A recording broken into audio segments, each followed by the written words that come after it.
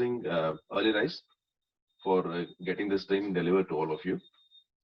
And we are also equally happy to have all of you with us today as the opening class for this particular batch.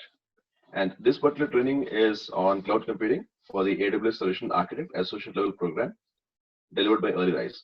As this particular training is one of the best that we have as part of our curriculum. And as we go forward in our journey for the next few weekends, we shall realize how effective this particular training is for quite a few people who have delivered so far. So, quick word about the company as such. So, Early Rise is one of the fastest and upcoming education technology companies, and we provide end-to-end learning solutions to the corporate and the academia. And we also provide very affordable learning solutions in the niche categories like cloud computing, fog computing, big data, artificial intelligence, data science, DevOps, cloud security, and the Internet of Things. So essentially, Early Rise's one of the USPs is to provide a highly affordable learning solution in most of the training technologies areas in the industry today. And all the instructors that we currently have who are associated with us, they are highly experienced and they're SMEs in their particular areas of trainings. And they are also industry professionals having an average of 15, 20 plus years of experience of delivering large and mid-scale projects. And about this particular course, so Early Rise's certification about this particular course in cloud computing is created by our own team of industry experts as per the requirements and the demands of the industry, right? And the entire AWS training course is in line with the AWS Certified Solutions Architect Recognition. So that is going to help you prepare for the actual certification examination for the associate level. And at the end of this course, you will also be able to effectively demonstrate all the knowledge that you have in terms of the architecture and deployment of secure and robust applications in AWS. Instructor. So we have got Harish today, who is going to be an instructor for this particular batch. And Harish comes with a versatile experience of being a certified engineer and a cloud architect with over 20 plus industry experience years. And his expertise in engineering and architecting on private, public, and hybrid clouds is pretty vast. And he has a lot of demonstrated abilities in terms of transformation projects, migrating large-scale data centers to AWS cloud. And Harish also comes with a lot of extensive experience in implementing projects, including automation, disaster recovery, and virtualization, which is some of these are very core concepts in AWS. And he has got a very deep and profound knowledge in terms of designing, developing, and deploying infrastructure solutions using open source tools and technologies. And Harish also has a lot of in-depth knowledge about various DevOps, scripting, and configuration management tools. And he has been involved in a few large-scale and mid-scale projects in designing cost-efficient and scalable solutions, typically on the high availability architecture. And of all of these, the one good thing about Harish's experience is to have proficiency in building employee skills critical to specific business models in cloud areas as such. So that's a brief about Harish. And Harish has been with us for quite some time now, and one of our best friends, I would say. So this class is going to benefit from the experience of Harish, not only from the training perspective, but also from his work experience of doing live implementations on cloud. And quickly talk about the training schedule. So we have made some minor adjustments to the schedule, keeping in mind the benefit that we want to pass on to all the participants and trying to keep the class as flexible as we can. Okay, so the first session is going to be from 9:30 to 11 o'clock, and of course we are just getting started. And then we take a small break from 11 o'clock to 11:15, typically as the first break, and then 11:15 to 12:45 would be a second session, and again a small break introduced to kind of give the candidates refreshed as well as active for the sessions, and then we wrap up by 2 o'clock tentatively for the session. So that's going to be the structure predominantly for the weekend classes for all the sessions.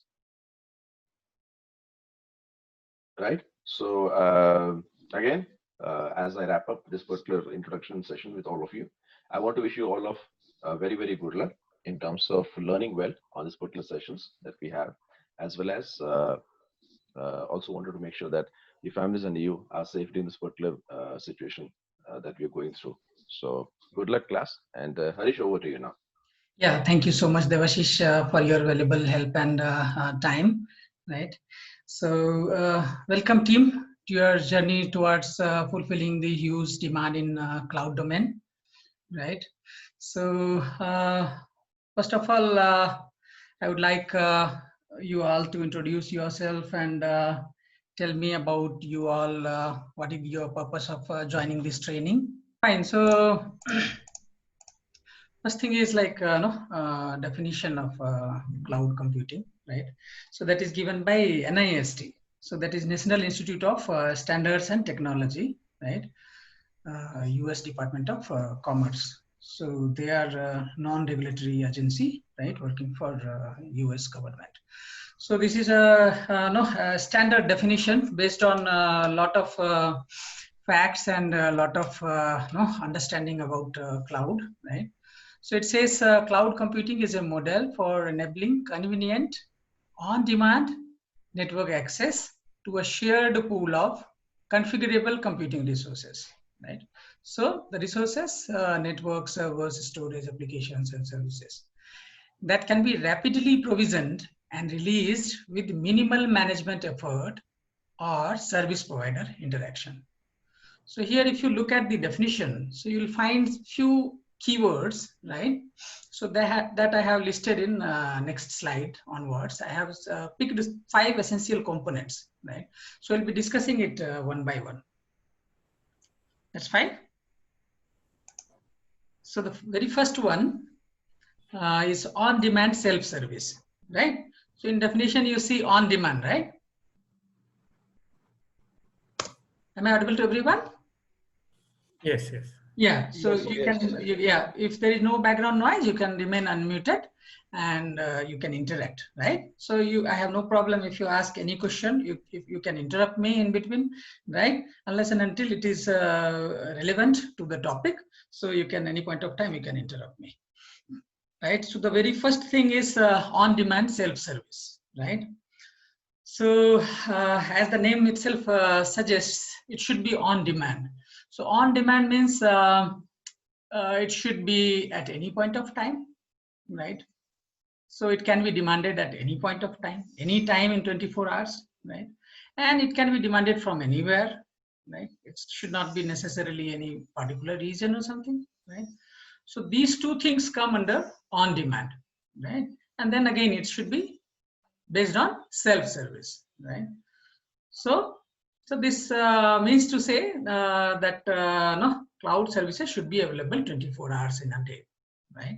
And network connectivity, if it is there in any point, any particular place on the earth, right? Or maybe, out of the earth, wherever there is network connectivity, right? So from there, this cloud should get connected, right?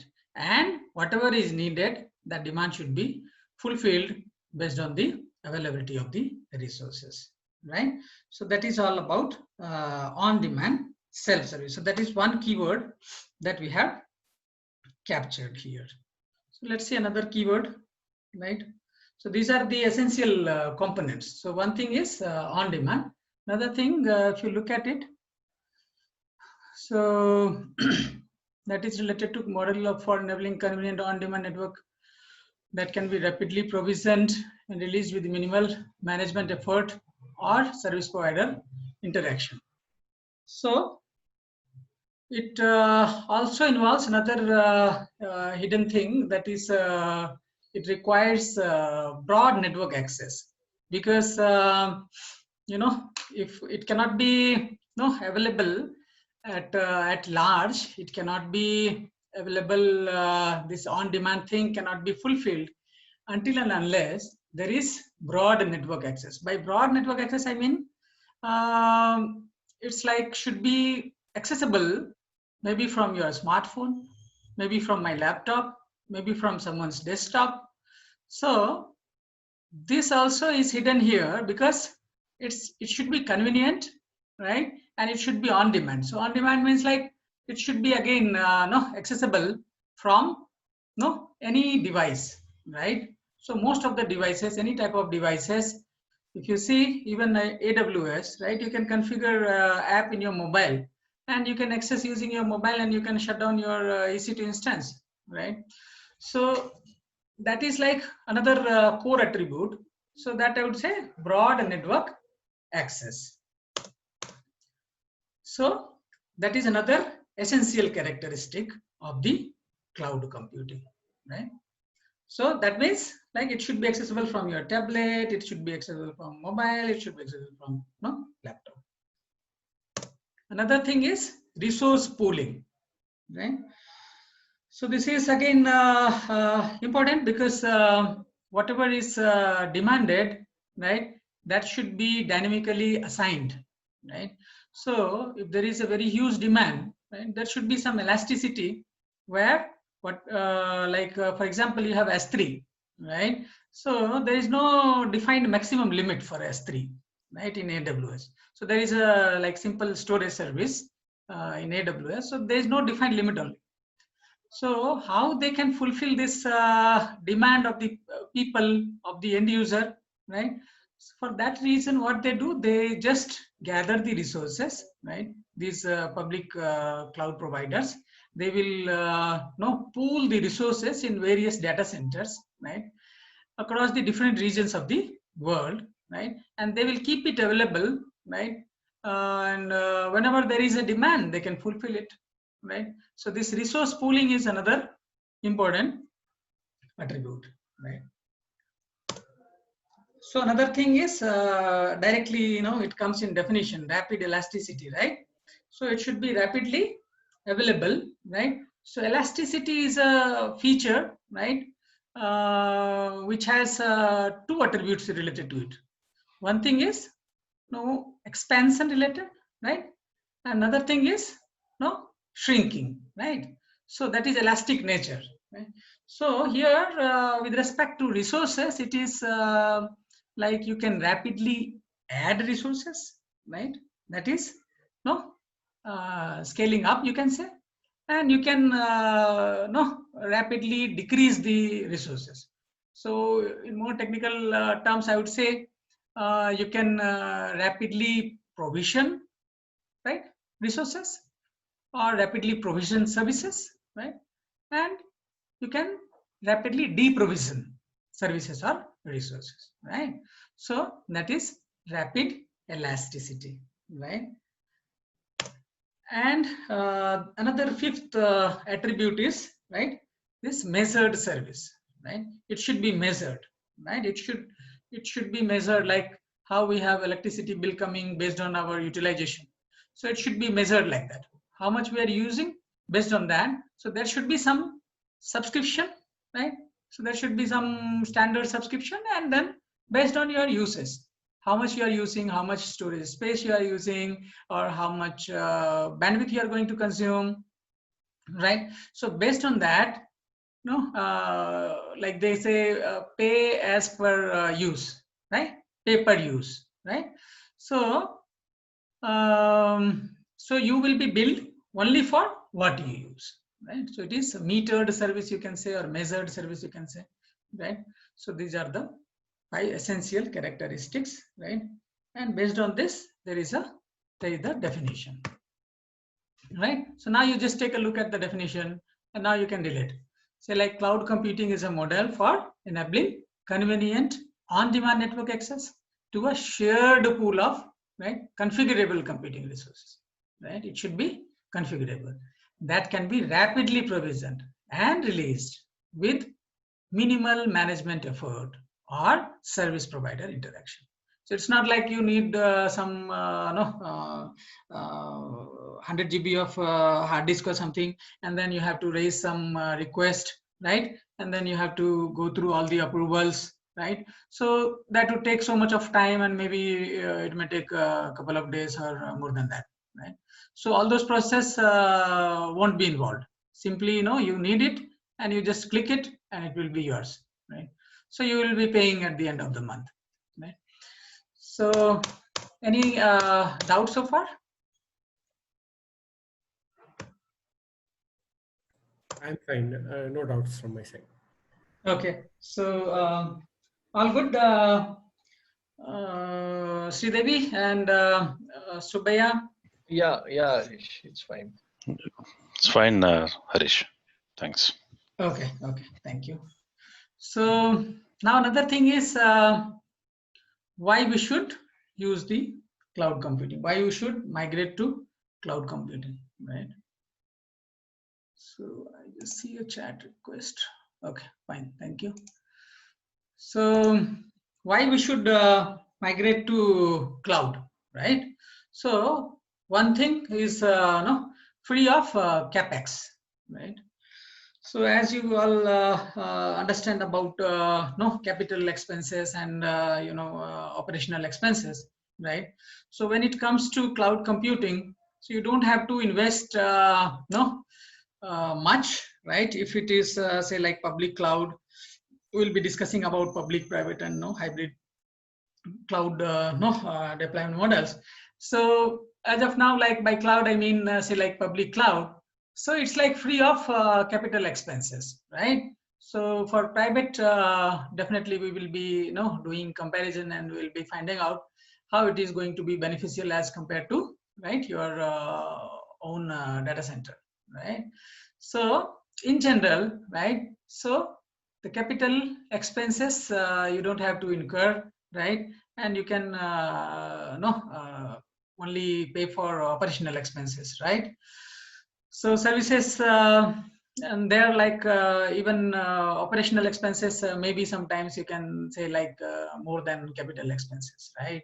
So if you simply without even optimizing the cost and without looking into what you really need and without doing a proper design, right? If you use it, so it may be even costlier than how much you invest in your data center, right?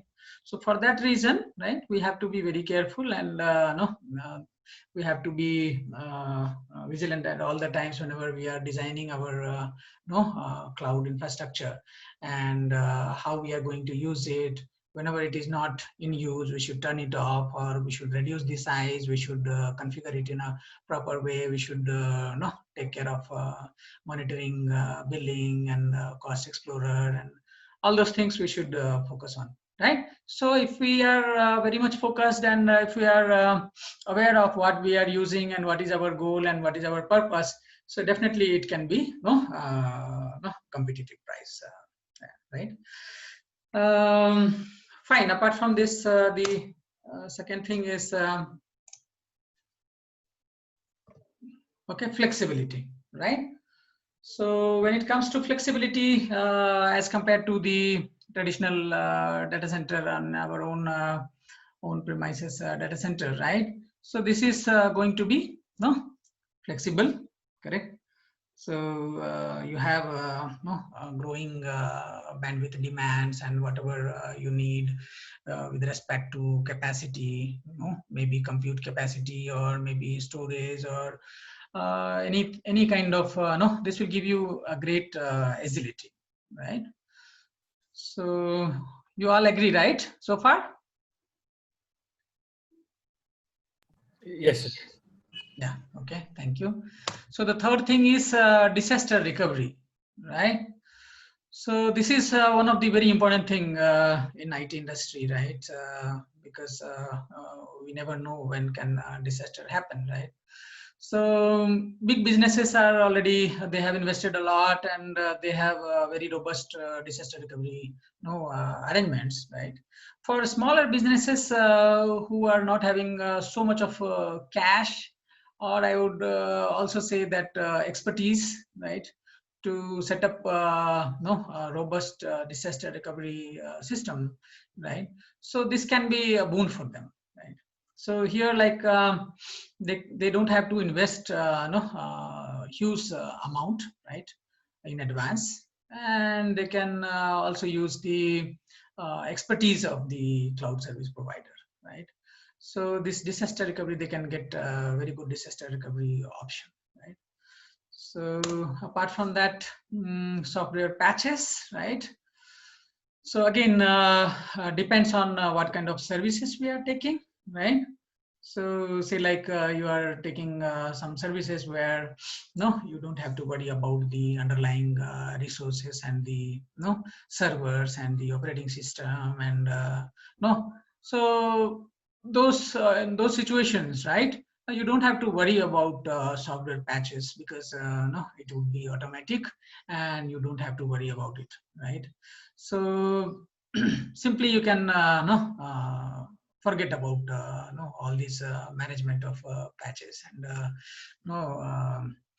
installation and hiring of resources and everything. No? You don't have to worry. Right? Apart from this, another thing is collaboration, right? So this is another benefit.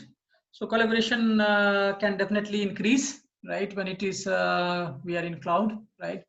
So say like documents, right? We can access from anywhere, anytime, right? Whether we are in EMEA region or APAC region or US or wherever. So here it's like one file is kept in a central location, and many people may be working from different locations, right? And they can access it anytime, right? We don't have to worry about it. We can just do our modification and they can look at it and they can again update it. Right, in the morning we wake up and then we see that, okay, fine, this is what have been done by another team in from another zone, right?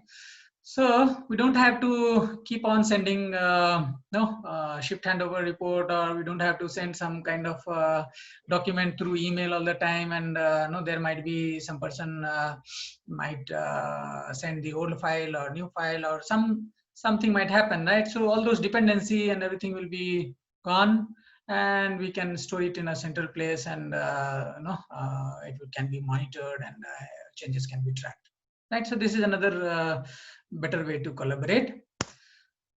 Another point is again domain document control, right? So document control again comes from the same central location how we are keeping our files and directories and important documents, right? So again we can have more control over that.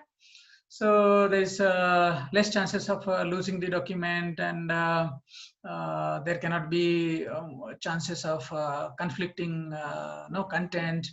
So those kind of benefits we can get. We can have more control over the documents, right?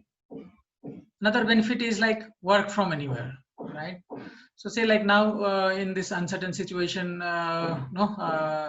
it's difficult for people to gather in offices, and we have the flexibility to work from home, right?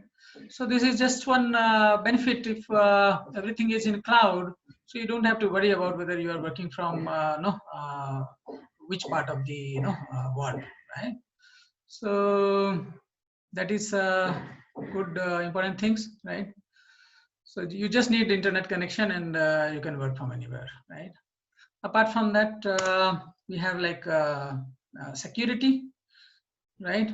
So in terms of security, I would say like we have very critical data or something in laptop, and if we lose the laptop, right, and we have sensitive data in that, so that can be very risky situation, right? So losing of laptop may not be that much risky as compared to losing the sensitive data which is lying inside, right? So this gives us a better aspect. We can store data centrally, right, and securely, right? And the same can be accessed from anywhere, right? So that is another aspect. And then comes the competitiveness, right? So it's like very hard for a very small business to compete with bigger businesses, right? So because they have invested so much of money in data center, and they have a lot of state-of-the-art infrastructure and all those latest technology and all, right? Now this small business also can get maybe more advanced technology. If they go to cloud, right, without investing anything, right, they can simply get much more advanced technology that any big organization might be having, right? So this is giving a very good competitive edge to maybe a startup company, right? So this is another good point. And apart from that, it is environment friendly as well, right? Because we are reducing the carbon footprint, right? When we are going to cloud, so definitely we are going to utilize the hardware resources from the pool, where we have much more utilization of the actual hardware resources, right? So there is something like we are consolidating the hardware, and the utilization of hardware becomes more. So in that aspect, the consumption of electricity and AC and all those arrangements, right, in our own data center can decrease, right? So finally, it's also helpful for the environment, right? So any doubts so far out of these 10 points? Anything you would like to discuss, or any thing you want more explanation? Anybody? Am I audible to everyone? Yes, Harish. Yeah, no questions. Okay, so we have everyone. Yeah, Pradeep, sure. Prashant, Sridevi, Subhaya, Yeah. and Yes, yes. okay, all are there. Okay, thank you. So fine, moving on to the next slide, right? So cloud computing benefits. So these are the points that we have discussed so far.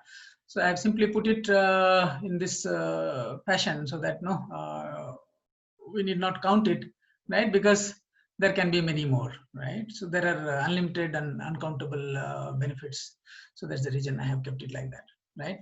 So making sense, right? This one? Anyone can confirm? Yes, yes. It makes sense. Yes, Harish. Yeah. Okay, thank you. Fine. So you all must be familiar with the data center, right? So So what is there in a data center, right? So I just wanted to start from the very beginning and from the scratch. So that's why I am trying to cover very basics, right? So if you feel that it is too basic, maybe you can ask me at any point of time. I can just move forward, because this is again coming from the traditional domain, right? So simply like data center is a physical facility, right, where we have the servers and the chassis and the rack mounted servers and different type of another components, networking devices, right? So all these storage related stuffs, right? And then we will have all the arrangement for power supply. We have things for cooling and for fire safety. So all those arrangements are there, right? So these are the physical things, and when we have to design the data center, we have to be very careful, and we have to focus on these points, right? So about the redundancy, right, and scalability, performance, flexibility, resiliency, and maintenance, right? So we have to focus on all these points while we are designing a data center of our own, right? So these are some keywords, right?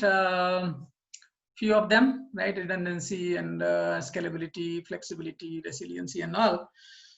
So at any point of time, if you think like you need any clarification on any of these keywords, right, I can discuss that. So please feel free to discuss, because I'm your coach, right? So you should be you should have any hesitation, right, while you discuss with me, right?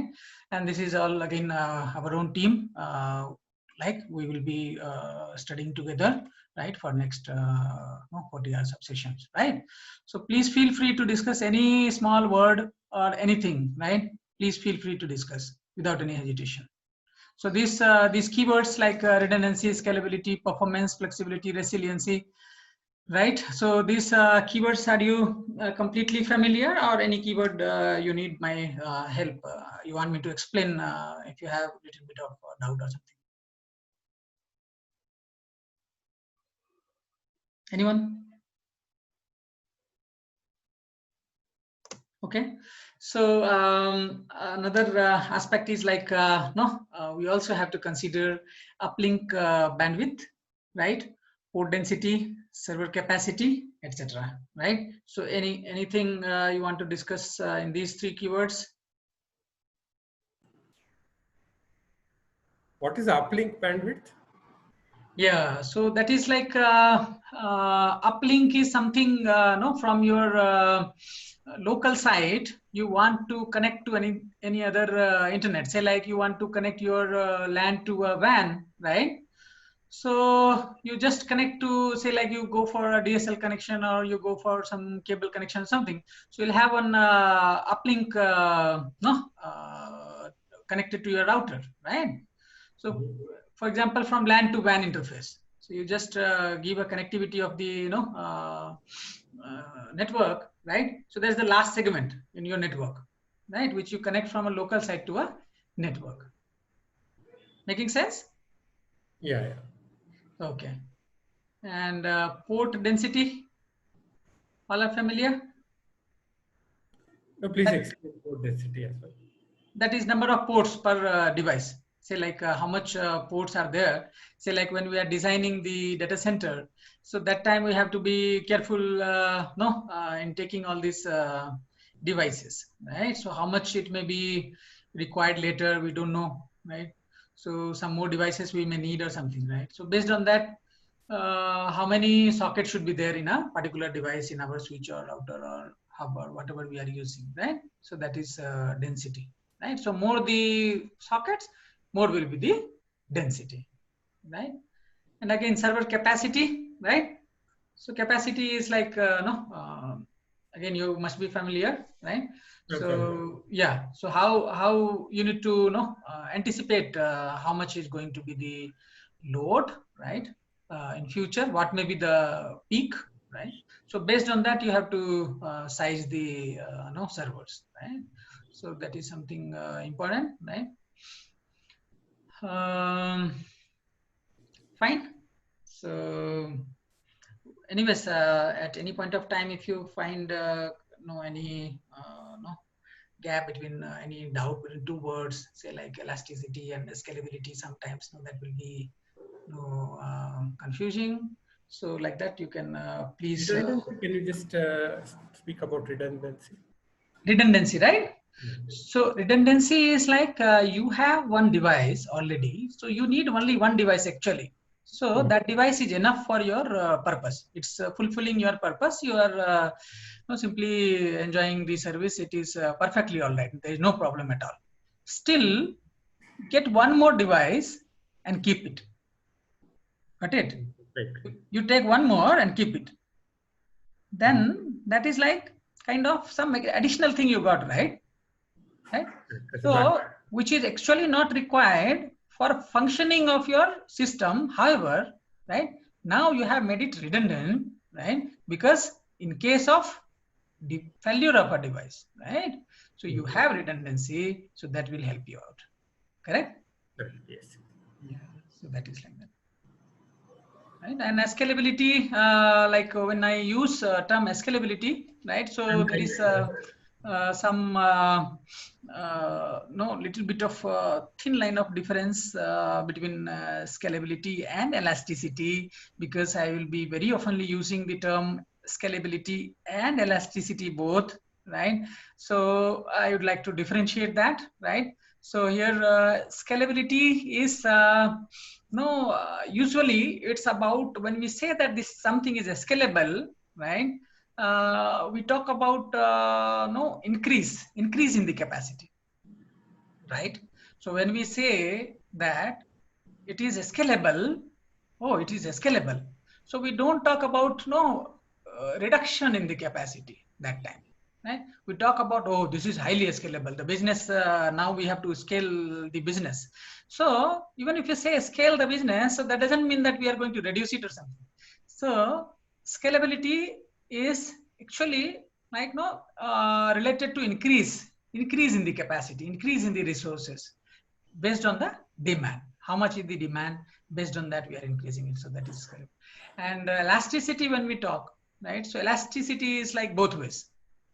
Just like you have a elastic, that rubber, so that is elastic in nature or something. So now it is like you can expand it and you can squeeze it. It will come back, right? So that is something like elasticity when we say. So just you can relate it like increase and decrease both.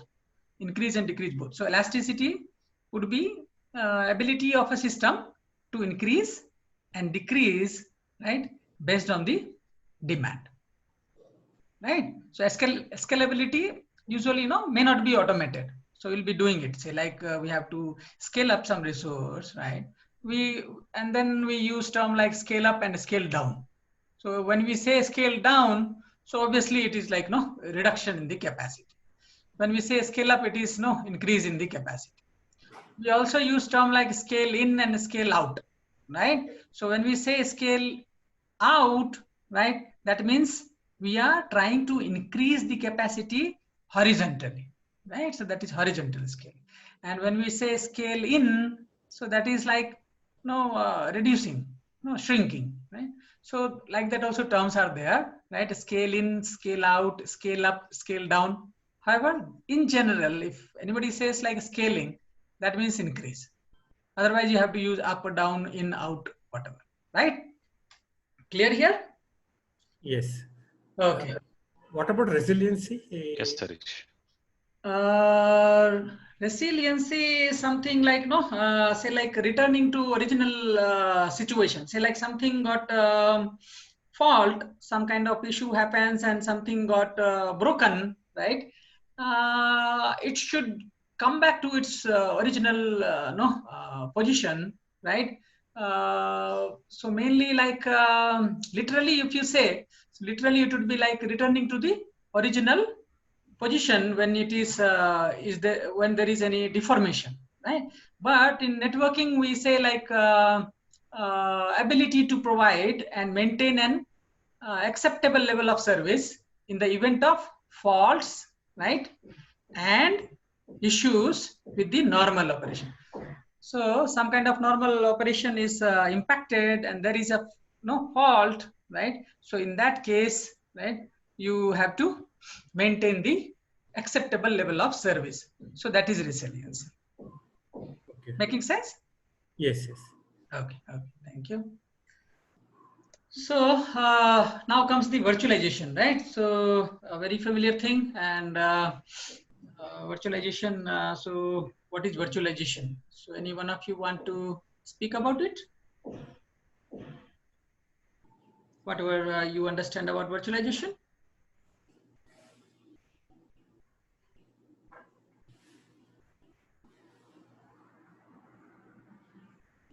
Anyone? It's like having a virtual desktop. You don't have the softwares installed in your local computer, but it's on the cloud, and you just connect to the server and get an instance of it, and you use it, and then whenever you're done, you just log out and. Correct. Yeah, and there are VMwares and vSphere and all this. Yeah. Correct. So simply, whatever is physical, right? Putting some kind of abstraction, right? Ability to abstract a physical server into a virtual machine, right? So simplest possible definition I could write is ability to abstract a physical server into a virtual machine. That's it. So virtual machine, like it's like it also exists, right, on physical machine itself. However, there is a layer of abstraction. That's it. Correct. So you just see this question, right? A VM can virtualize, right, processors, memory, storage, network connectivity, all of the hardware resources. So want to answer this question?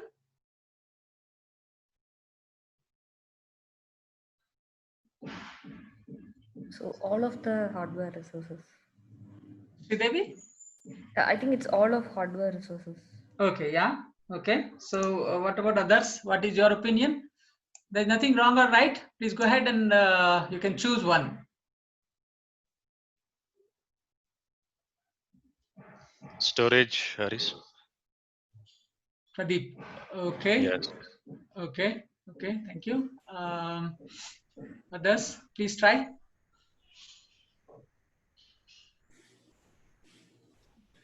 I think it should be E, all of the hardware resources. Okay. Thanks, Subhaya. Who is left? Please attempt it. Yeah, all hardware resources. All hardware resources, Prashant? Yeah, correct. Okay, okay. Fine. So most of you are telling that, then I have no choice. No, so I have to accept it. So VM can virtualize processors, right? Right. In you might have heard about vCPUs, right? vCPUs, right? So processors can be virtualized, memory can be virtualized, storage can be virtualized, right? Network interface can be virtualized, everything can be virtualized, all hardware resources can be virtualized, right? So a VM can virtualize every hardware, okay? So the question won't be like this in exam. This is just like, no, introductions. That's why I have kept it like that. Okay, so benefit of virtualization again. So I had given some clue some time ago, right? While I was discussing the benefit of cloud. So that time I had discussed little bit, I had given a clue, right? So from there you can just correlate, right? Benefits of virtualization, hardware utilization and server consolidation, right? So you understand virtualization benefits, hardware utilization, how it is going to be beneficial, how it is going to benefit us. Right. Yes. Yeah. And server consolidation.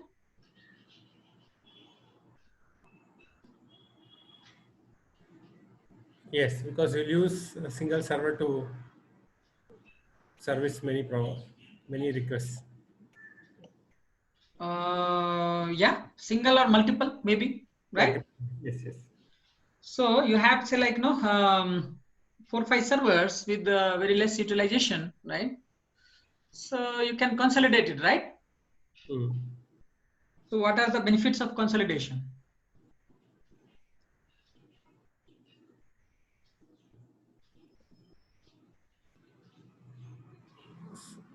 Maybe a single point.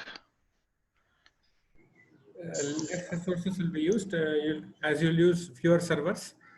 So if you have got only few people logging in, it can be serviced by one server. The others servers can be on mute or something. While more people log in, other servers can become active and take the load. Okay, so you mean to say that few servers can be shut down for the moment, right? Yeah, correct. Okay, perfect. You are in the right direction. That's making sense. Yes. Any other explanation?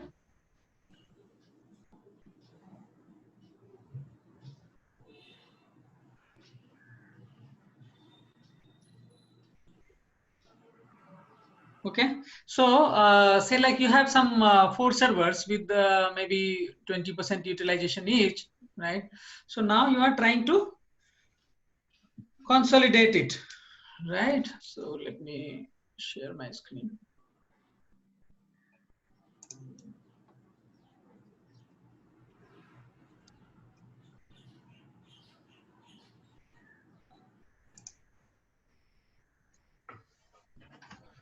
Okay, so is my screen visible to all? Right? Yeah. Okay, so say like you have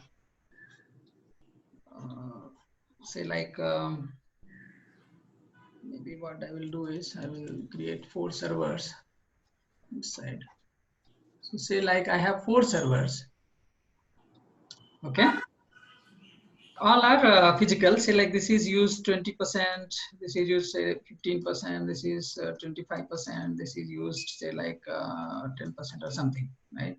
So all these are physical servers, right?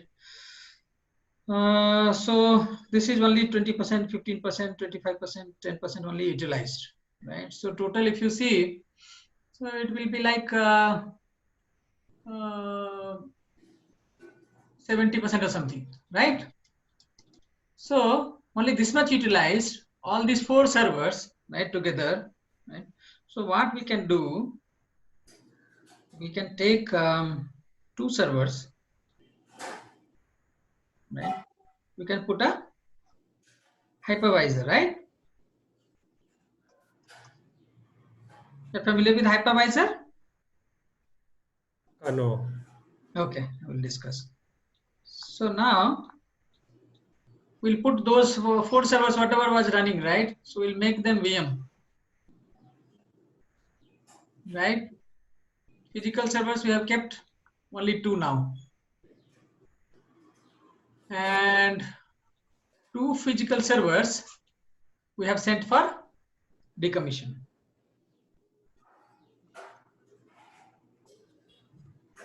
Okay. So these 2 physical servers will require less power, less cooling, less space in the data center, less carbon footprints, right? So what we have done, we have consolidated the utilization of the server. So we have consolidated from 4, we have gone to 2, right?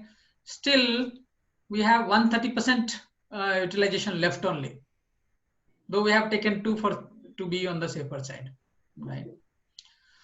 So 2 we have simply decommissioned.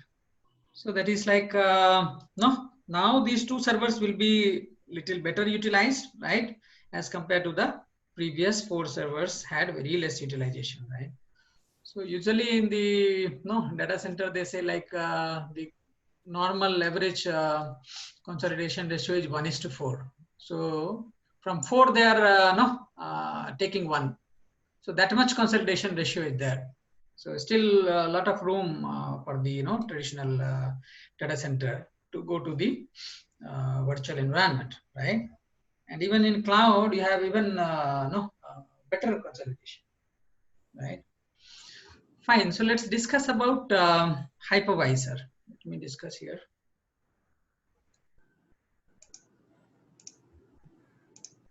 Okay. So hypervisor is a software, right?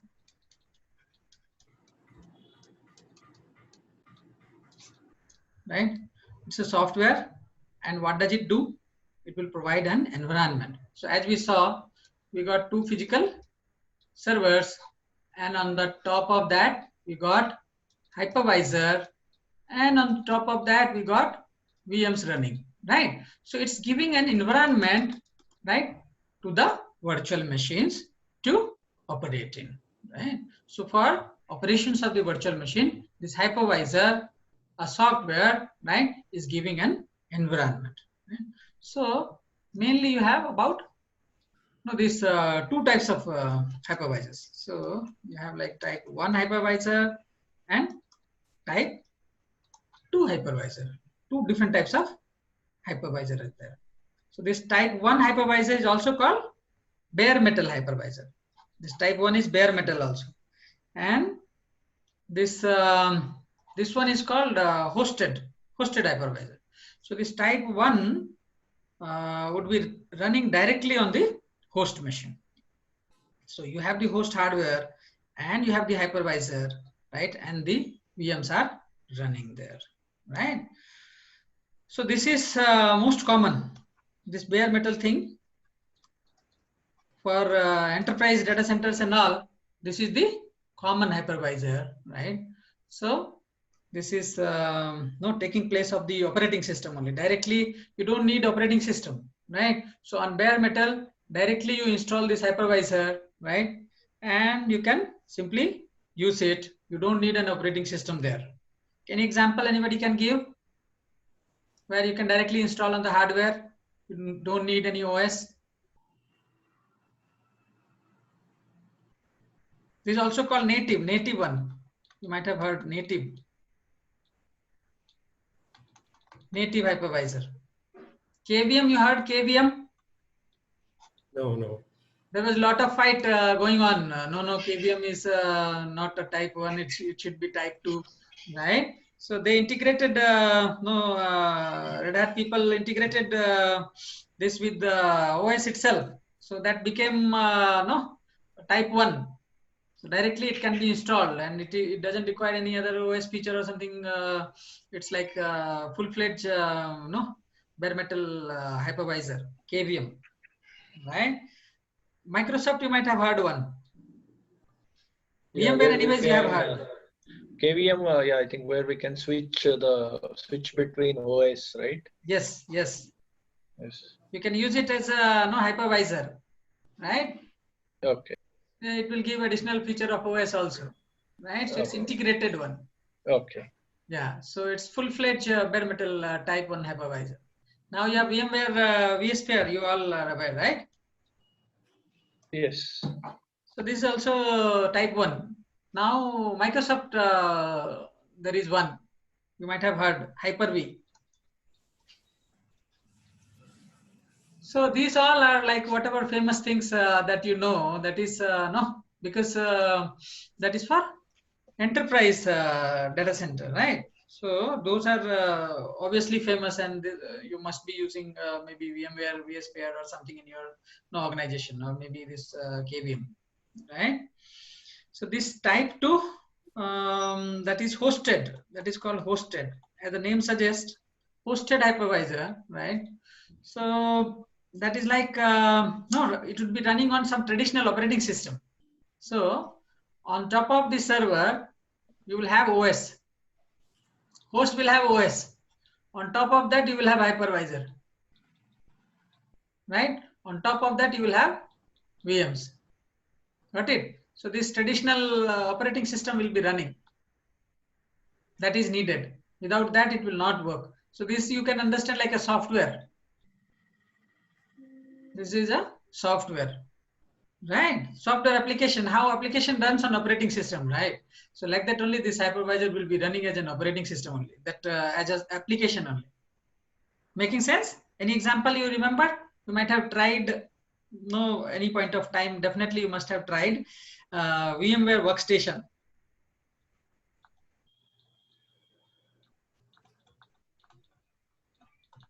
So this VMware Workstation you can install on your OS, and on top of that you can run another operating system. So say like if you want to run 2 operating system or something, and you have enough memory, CPU and all those things in your PC, right? So you simply want to run 2 operating systems or something. So you can install VMware Workstation on top of whatever Windows operating system you are running on top of that. Or you might have heard about Oracle VirtualBox, right? So this is also one meant for normal users. So this is for individual users, right? This type 2 thing. Okay, making sense? Type 1, type 2, you understand what is hypervisor? You clearly understand? It's just a software, right, which is giving environment to the virtual machines to do whatever functions they want to do. Okay, so this type 1, one clarification I had. Yeah. So type 1 hypervisor is directly installed on the cloud servers. There is no on any of the physical machine. On any of the physical machine in the cloud, there is no operating system required, you're saying. Correct. Any hardware you just take, say like you have a physical machine, and on that you might have heard about ESXi host or something, you might have heard ESX host. Mm-hmm. So how they install? They don't install any operating system on that. Directly they will take this VMware vSphere, on the hardware itself they will install directly. Okay. You don't need operating system. Okay, so once this type 1 is installed on the servers directly, then it will service the it can provide the virtual machines on demand directly. Directly, and it will give access directly. That no, it will allow the VMs to interact with the hardware directly. With the servers directly. Okay. Yeah. So the servers will not have an operating system at all. It will just have the hypervisor type 1. That's it. That's it. Okay. And that VM will have operating system, and that will communicate with the hardware, right? Based on whatever virtual resources, right? So directly it will be communicating. So it is like this hypervisor is like a miniature operating system, you can say, no? Yeah, you can say kind of operating system, but not the traditional operating system. Yeah, whatever is required it does. Yes, that's right. For the virtual environment. Okay. Yeah. And type 2 is you can have two operating systems in a single machine, is what you're saying, no? That is mandatory. For type 2, right? You need operating system. So once you have please go ahead. Okay. So this is not for type 2 is not for a cloud based, is it? It is only for individual users. Yeah, type 2 is like it is kind of application or something. So there is additional layer in between, right? So it will have its own pros and cons and slowness and problems, right? Right. So it is used by individuals, basically, is what you're saying. If in my laptop, if I need two operating systems, like one Windows and Linux, then I'll have in Windows an hypervisor, and on top of that, I can have this VMware station, and I can install the another operating system on top of that. Yeah. So I can switch between two operating systems in a single laptop. Yeah. In single operating system, you can have two more VMs running on top of this VMware workstation, and you can use another two of them. Right? No, I didn't get you. Can you come again? Say like you have one operating system already, host machine is there. In that you have one Windows operating system installed, right, in your laptop. Now you install this VMware workstation. Okay. So on top of this VMware workstation, you install Linux operating system. Okay. So this installation you're telling in the client or in the server? On your machine, on your laptop. Okay. Right. So on your laptop, you first thing is to install this VMware workstation. Just consider it like an application only. So just install this application, this VMware workstation. This will, using this, you will have images. Using that, you just choose Fedora or Red Hat or whatever. You just install that one. You just try it once. Very simple. It is like very user friendly. Earlier people used to do. Okay. Now like not much famous or something. Just like for namesake, just to differentiate and just to tell that okay, two things are there. By chance, if it comes in your way sometime that what is type 1, what type 2, right? Because from the enterprise point of view, data center point of view, like this is not relevant, right? Yeah, only type 1 is relevant. Correct. So that's why, but it's good to know, right? Right. Okay. But say like for personal purpose, if you want, so you can download it, right? And you can install it. You can simply try on your Windows machine. Okay. So apart from this, we have another types of virtualization. This was type of hypervisor. So not to be confused with that. This is hypervisor type. So this. Hello, Harish. One question actually. Sorry. The type 2 example, we can say Citrix. Is it relevant to this type 2? On top of Citrix, yeah, you can say, because I think earlier Zen used to be there. The same you are telling, right? Yeah. It used to be Zen, right? Not sure about Zen, but there used to be we Zen, used. type 2, yeah, correct. Okay. Yeah. So yeah, we had a chance like switch between OS and the Citrix, so I could able to relate that. So just want to ask. Okay. Okay. So I like Couple of names I know because this VMware workstation, this I used extensively. This one. Okay. Okay. Yeah, this I used extensively. Like, but if you are having like just the basic understanding is like if you have hardware, right, and on top of that hardware you don't have operating system. Correct. Okay. If you have operating system, Windows or something, on top of that, if you are installing anything, then that will be type 2.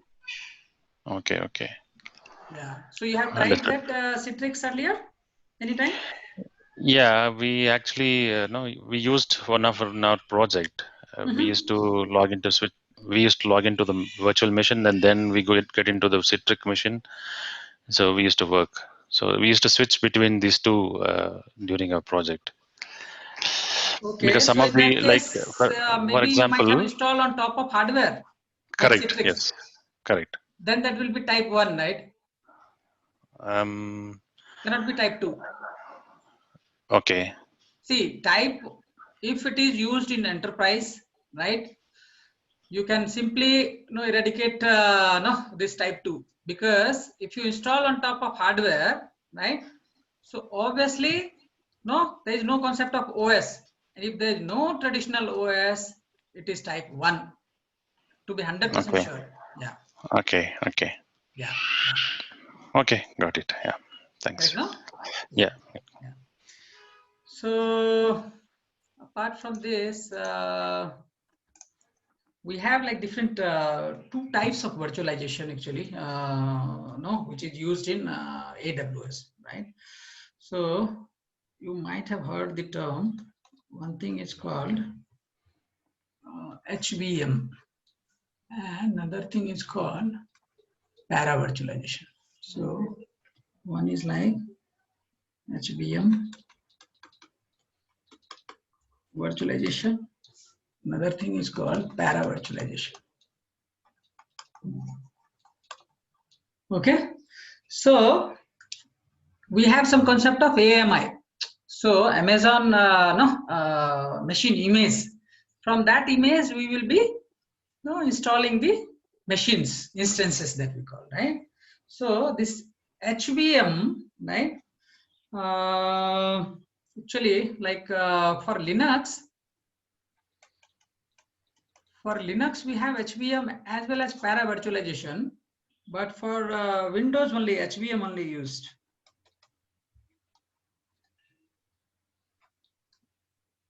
Okay, so there is a important difference. Earlier, this para virtualization. Anybody heard para virtualization? No. No. Okay. So this para virtualization is kind of traditional. Okay, this is traditional one. This is relatively newer concept. This HVM, right? So this is H is for hardware. That's it. VM is for VM only. H is for hardware. So this is hardware virtual machine. So now what happens is in case of HVM, right, it will be fully virtualized hardware. They call it fully virtualized hardware. So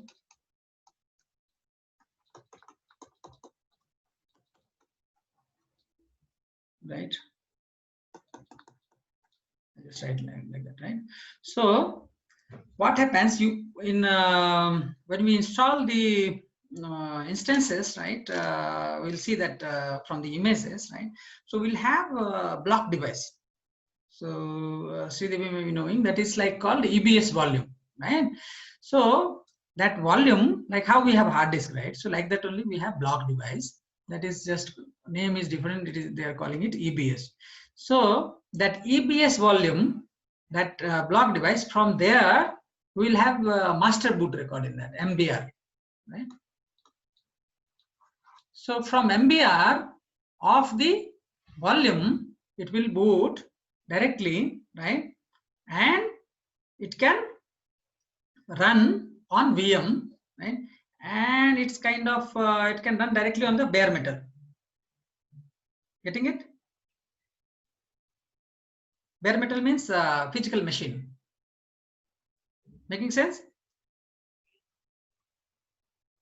So far, am I making clear for everyone? Because this is bit tricky. So what happens here? It's like fully virtualized, they call it. This VM, whatever is running, right? So it's kind of thinking that I'm running directly on the hardware. So how you remember, full is there, no? Full. So just think of full here. So these VMs are getting fooled. Okay, just to know, remember it, you can just know from for the beginning, like no, you may be having confusions, right? So you can simply think like the VMs are fooled, right? So that they think that they are directly running on the hardware. That happens in fully virtualized hardware. This one, HVM, that happens, right? So whatever hardwares are there, so that will be presented to these VMs, right? Some emulation will be there, so it will be presented to them, and they will have some hardware extension.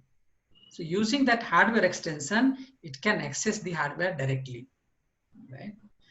Now, the benefit of para-virtualization used to be, earlier para-virtualization used to be much more beneficial with respect to HVM because of its capability to reach to the storage and the network components, right? So that IO used to be less for it because it used to have driver.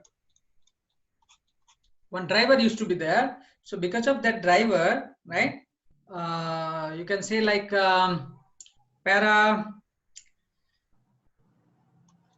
para virtual, some kind of special driver would be there to access the hard disk, right, and the network devices, so that the IO would be less. So that used to be the benefit of this para virtualization thing, right? So now what would happen? The performance of this storage and that of the network device, due to this particular driver, it would access using the driver, so that would be fast, right? That benefit was not there for the HVM guests, right? So what happened now? This para virtual driver, right, PV driver, came here as well. Okay, so all those benefits of accessing the hardware, right, and then getting that para virtual driver, whatever this para virtualization was using, so that technology also joined here. So now we consider HVM, right, is giving equivalent or better, in many cases better performance, right, as compared to para virtualization. Making sense? So you're basically saying that in HVM we have the hardware and the virtual machines think that they're directly running on the hardware. Now that we have the PV driver also, they can interact with the files and the network. They don't have to put the additional effort of converting the request, whatever used to come, right, to the hypervisor. So they had to change the request. Say like some request comes and then it has to convert it, right? So now they don't have to do that additional effort. So some latency is some kind of IO is reduced. Okay, the right? PV driver takes care of that. Because of this PV driver. Okay. So this PV driver is part of the hypervisor. Huh? PV driver is part of the hypervisor that is integrated with now this concept of HVM virtualization as well. Earlier, this benefit was enjoyed by only para virtualization concept, right?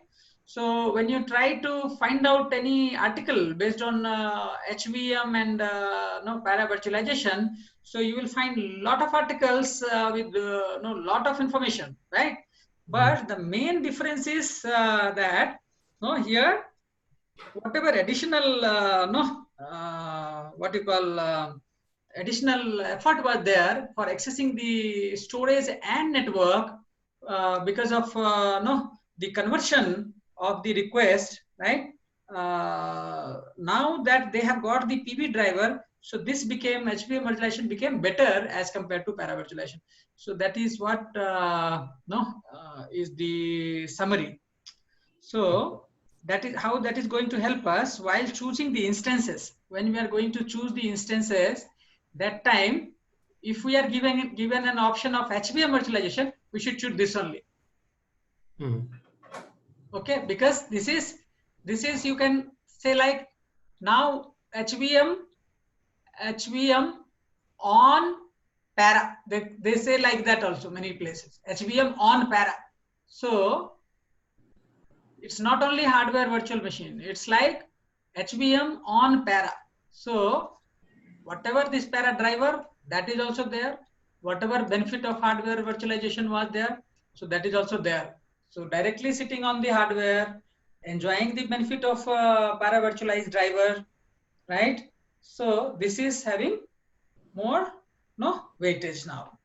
So that is we'll see while we will be installing the C2 instances. That time we'll see that we'll have choices, right? So Harish? yeah.